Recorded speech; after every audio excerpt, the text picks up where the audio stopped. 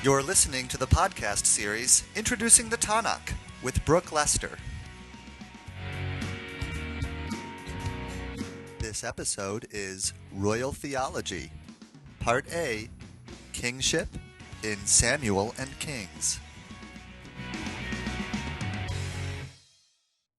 You'll remember that the Deuteronomistic history comprises the books Joshua, Judges, not Ruth, Samuel, and Kings, taking Samuel and Kings as one book each. The first two books, then, of the Deuteronomistic history, Joshua and Judges, narrate the people entering into the land and the pre-monarchical period in the land. That is the period called that of the Judges. The books of Samuel and Kings, for their part, will narrate the monarchical period of the people in the land, beginning with the rise of Saul to the kingship and ending with the end of the Davidic monarchy with the fall of Jerusalem to the Babylonians, marking the beginning of what is called the Babylonian exile. You'll also remember that we saw in Joshua and Judges that the shape of the Deuteronomistic history is that of a redacted work. That is, we said that the Deuteronomistic history gives the appearance of being comprised of several independent units, independent sources, originally independent sources of varying genres and of varying kinds of theological and political claims that have been connected together, woven together into a single long narrative that overall contains one single theological stamp, one outlook, one worldview. A worldview that is apparent in the connective tissue that binds these originally independent units together.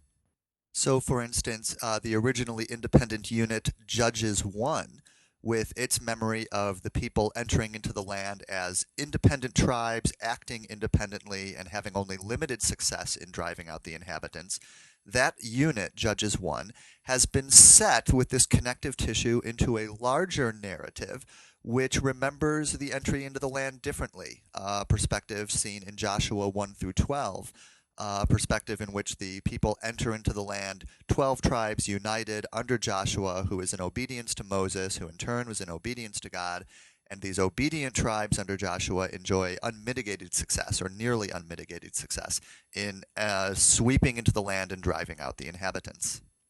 Similarly, in the book of Judges, we saw that a number of tribal boast tales, like that of Ehud's assassination of Eglon or the Samson stories, these boast tales, which make their claims about the wonderfulness of the tribes, how clever and smart and successful and witty and sort of super bad, these tribal figures who represent the best of the tribe of Benjamin, for example, in the case of Ehud and Eglon.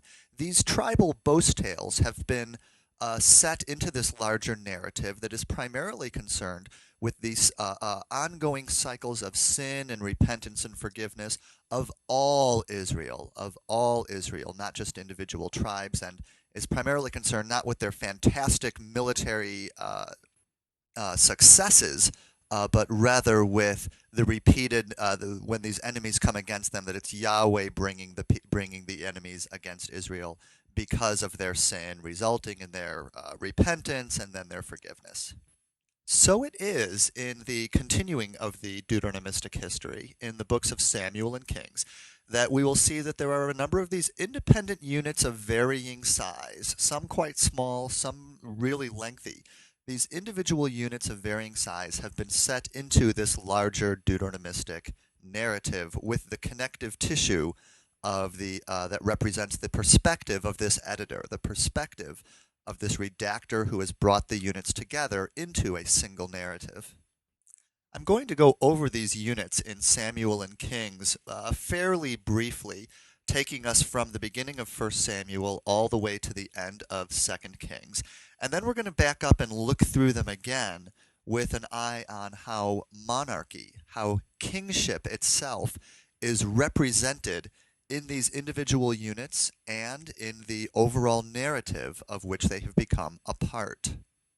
So, for example, the first 8 chapters of 1 Samuel consist of a series of independent units. So, for instance, the first chapter is the story of the birth.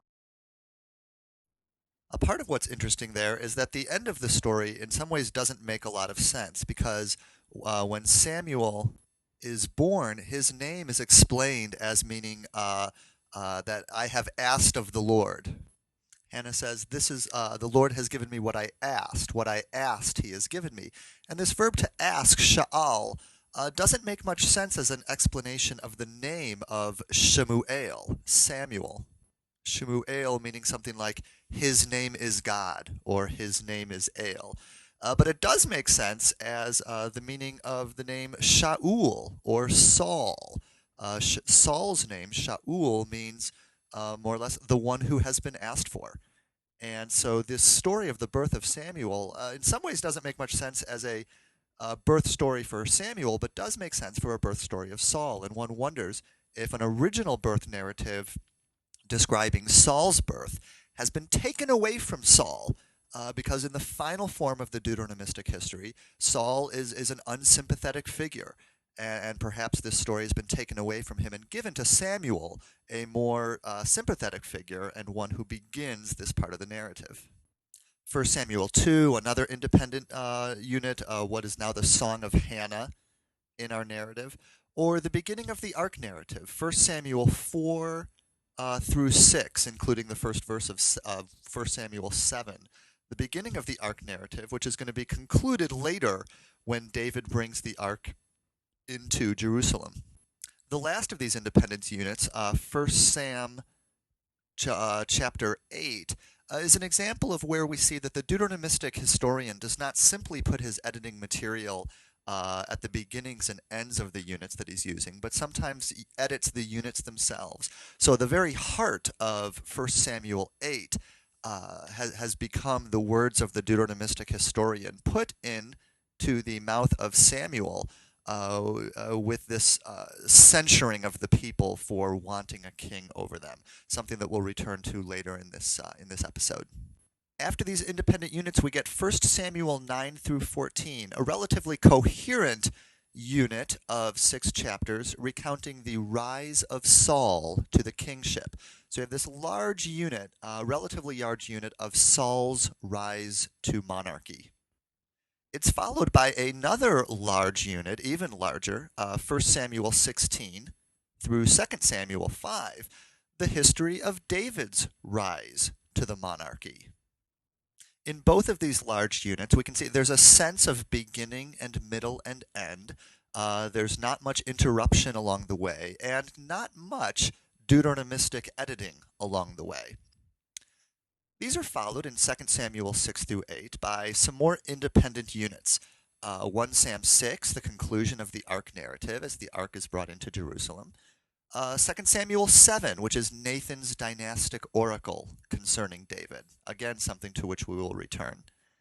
And 2 Samuel 8, which is a list of David's victories, his military victories. It has been suggested that 2 Samuel 8 looks an awful lot like some royal inscriptions we get elsewhere in the ancient Near East, and may reflect a lost monumental inscription from the time of David's reign, recounting his military victories. Following these 3 short independent units, we again have a large unit, just as we had previously, the history of Saul's rise, and a relatively large unit, the history of David's rise. Now we have quite a large unit, which is sometimes called the succession narrative, or the succession narrative of Solomon. It's the story of Solomon's rise to the kingship, 2 Sam 9 to 20, and then the first 2 chapters of 1 Kings 1 and 2. Interrupting this large unit and concluding 2 Samuel is another series of independent units, 2 Sam 21 to 24, which interrupt before the succession narrative is concluded in 1 Kings 1 and 2. The idea there on the part of the editor seems to be to give 2 Samuel, the scroll of Samuel, a sense of conclusion before its end. and yet to give Kings a sense of continuity, which comes before, by concluding the succession narrative in those first 2 chapters of Kings. So the books of Samuel basically contain the large units of the history of Saul's rise to the kingship, the history of David's rise to the kingship, and the history of Solomon's rise to the kingship, with several smaller independent units interspersed along the way. These will be our main concern in this episode. Looking forward, we'll be planning to look also in a later episode at 1 Kings 3 through 11, which is the reign of Solomon, 1 Kings 12 through 2 Kings 17, which recounts the period of divided kingdoms after the northern kingdom secedes from the southern kingdom, from the United Monarchy. And then finally, the last several chapters of 2 Kings, which involve the story of Judah alone after the fall of Samaria in 722, concluding, of course, with the fall of Jerusalem in 586.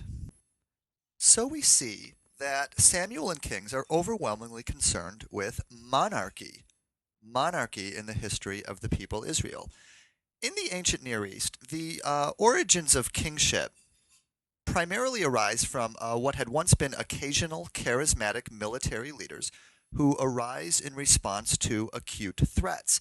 These may be compared for the stories of the Old Testament judges in the book of Judges. These charismatic leaders are raised up in response to a threat, and then after the threat has been beaten back, they more or less go back to what they were doing for a living before.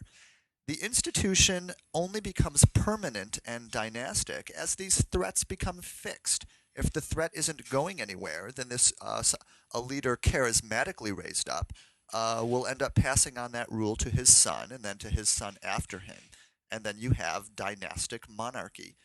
We see this among the people Israel with the Philistines. It's when the Philistines, that is one of the groups of sea peoples, these sea peoples who had migrated into the Levant and caused so much chaos during the time of this emergence of the people Israel in the land. We find the Philistines taking up a permanent residence on the coast of the Levant, and in response to that ongoing threat, we see Israel going from charismatic judges to dynastic monarchy, beginning with Saul. It's in the context of conflict with the Philistines that that the people Israel make this transition. Elsewhere and earlier in the ancient Near East, we see this transition to monarchy in the depiction of the gods. Previously, the gods had typically been depicted by icons, such as the storehouse or a banner. That is, the divine energy associated with the storehouse was represented with a picture of the door of the storehouse, for example. It's only with the rise of monarchy in the ancient Near East that we begin to have the gods represented themselves as divine kings with royal families and a divine retinue and royal court. Israel appears to develop kingship later than do the neighboring states, and so they're adopting a system of representing the god as king that is already well underway all around it.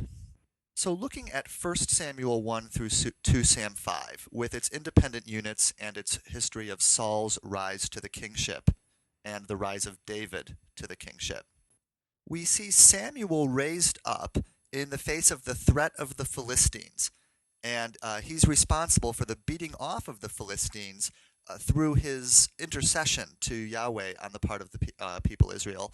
And it says in verse 15 that he judged the people Israel all of his life. So he's represented as the last of the judges, even as Saul will come to be represented as the first of the kings. So we feel this transition taking place in the narrative.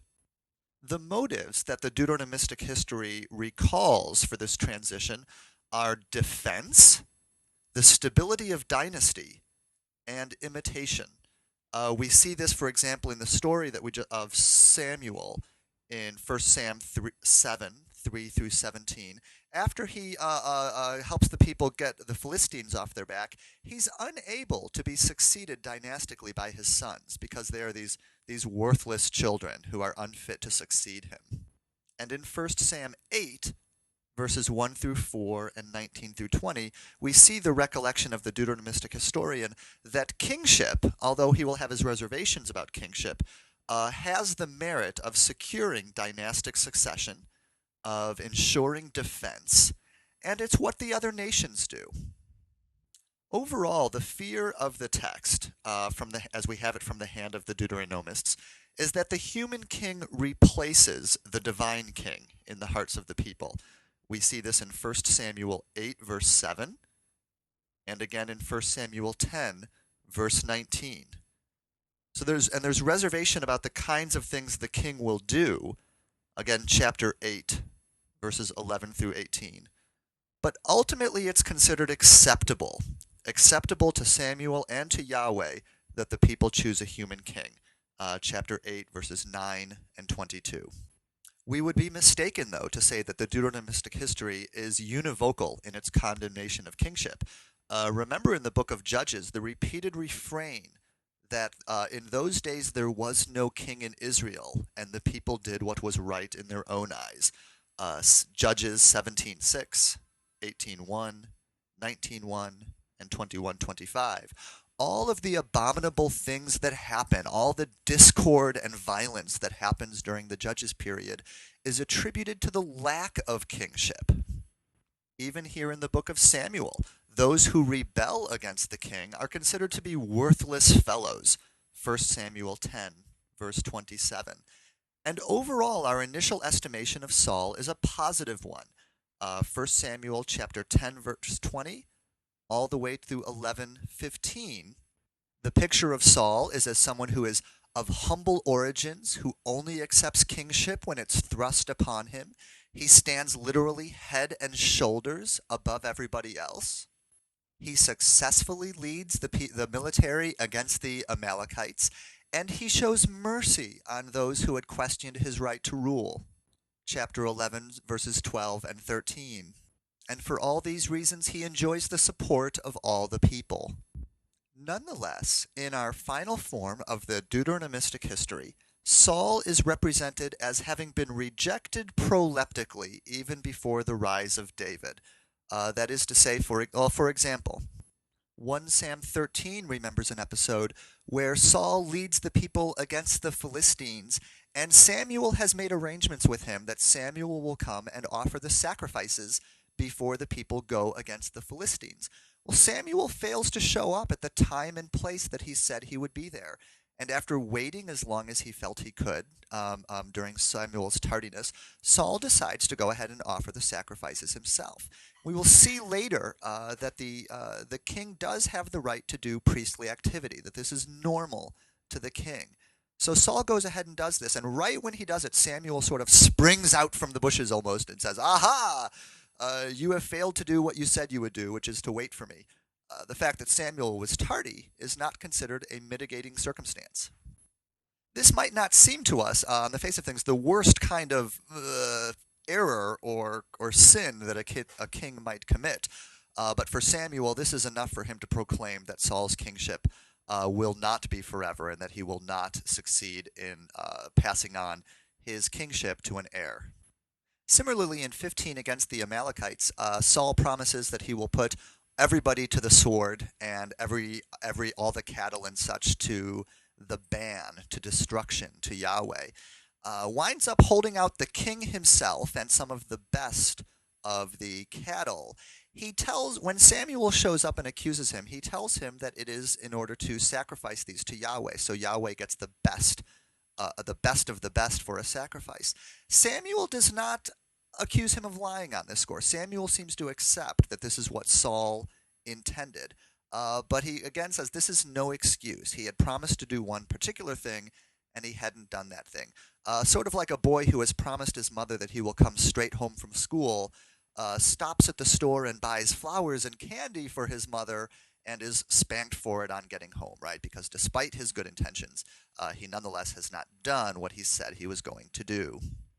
Finally, in chapter 28, again with the Philistines as the threat, by now Samuel has died, and Saul does what seems like the right thing to do. He goes to the Lord in prayer in order to get guidance for for his military action against the Philistines, but God refuses to talk to him. And it's only in response to God's silence in response to his prayer, that he goes and tries to raise the spirit of Samuel in order to consult with him and see what ought to be done. He's successful in doing so, and the spirit of Samuel again roundly condemns him. In each of these cases, it really is easy, if one does a close reading and takes time, to see Saul's point of view in each of these and to see good motives in each case. But nonetheless, he has fallen short of perfect obedience and therefore is rejected as king. Overall, the final form of the Deuteronomistic history presents Saul's kingship as a conditional kingship. It's conditional rather than unconditional. Now, meantime, what of David? David has been anointed privately even while Saul was already king. 1 Samuel chapter 16, very famous story of David being found among his brothers. On Saul's death, David mourns and is anointed for a second time, this time publicly, in 2 Samuel chapter 2. This brings us close to the end of the story of David's rise to kingship, and then we get the story of David's kingship, which is simultaneously the story of the rise of Solomon. And so 2 Samuel 6 through 1 Kings 2, David's kingship and the rise of Solomon. I'm not here going to go into all the details of David's kingship. Rather, I wish to present, in anticipation of our discussion in the second part of this episode of the Royal Theology, I wish to look at some of the ways in which David's kingship is presented in the main as unconditional rather than conditional. That is, as unconditional in contrast to the conditional portrait of Saul's kingship. So almost right away, we have 2 Samuel chapter 7, verses 1 through 17, a very famous little narrative and representative in every way of the royal theology that we'll be discussing in the second part of this episode. In this chapter, David offers to do something for Yahweh. He offers to build him a temple. In response, God says, it says that David doesn't have to do anything for him, but that he is going to do something for David. He's going to offer him everlasting covenant in the form of an unbroken and continuing dynastic succession, where David has said that he would like to build a house, literally, for Yahweh. Yahweh says that he will instead give a house, a figurative house, a dynastic house, to David. In another episode about covenant, one of the forms of covenant we look at is what's called the divine charter. And this unconditional offering to David of dynastic succession is characteristic of the one-way form of covenant that we've called the divine charter. That is a covenant in which the superior power gives something to the inferior power, here God to David, without asking anything in return. That is, without stipulations. David is represented as being able to do what Saul was unable to do, to unite the northern tribes with the southern tribes. If you look at the geographic details of the entirety of Saul's story, the locales mentioned are overwhelmingly northern locales and covering a really relatively small area. Saul's kingship was not over all Israel. It was not over all the tribes. Under Saul, it was not a united monarchy. David, however, you'll remember, had been anointed privately initially in 1 Sam 16, and you'll recall that he was anointed a second time in 2 Samuel 2. There, he was anointed in Hebron over all of Judah.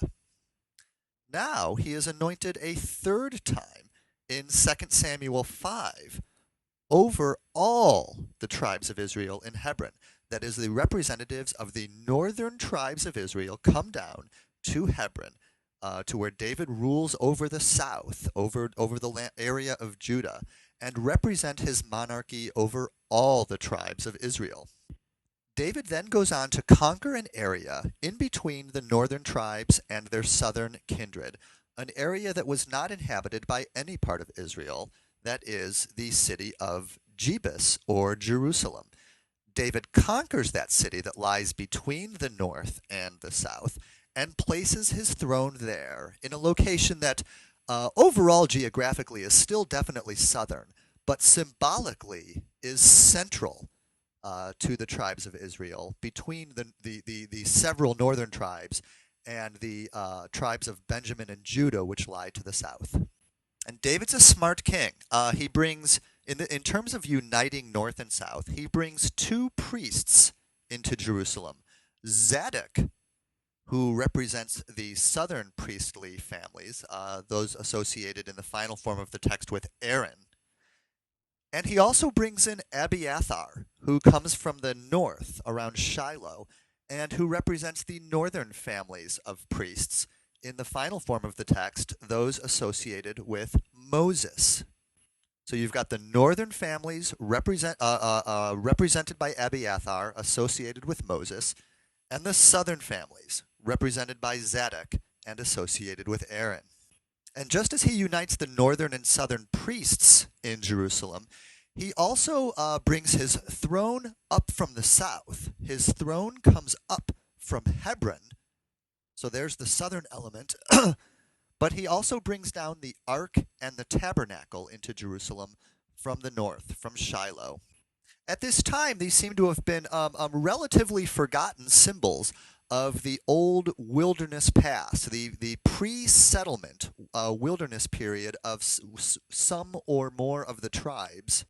The ark, representing the presence of Yahweh before the people as they go about their military activities, and the tabernacle, that is the tent of meeting, in which Yahweh resides, representing God's mobility with the people in a pre-settlement nomadic period. So David has united the priestly families and the royal and cultic symbols of both the south and the north into his monarchy in Jerusalem. Again, looking forward to future episodes, we will see the story of this monarchy and of the attempt to unite the symbols and ideologies of North and South.